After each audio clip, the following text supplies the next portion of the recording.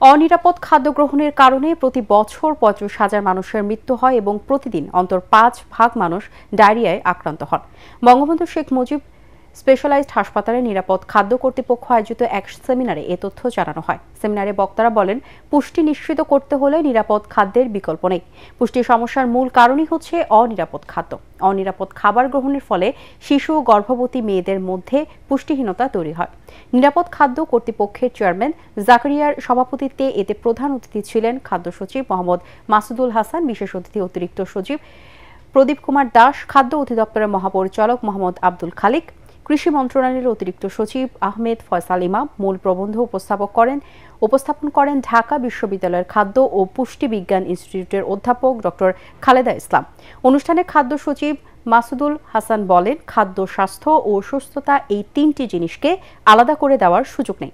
এগুলো একে অপরের পরিপূরক। সুস্থ থাকতে হলে নিরাপদ খাদ্য গ্রহণ করতে হবে। বর্তমানে বিশ্বে ৭০০ বিলিয়ন লোকের খাদ্য কত নিরাপদ, আজ সেই প্রশ্নটি জেগেছে।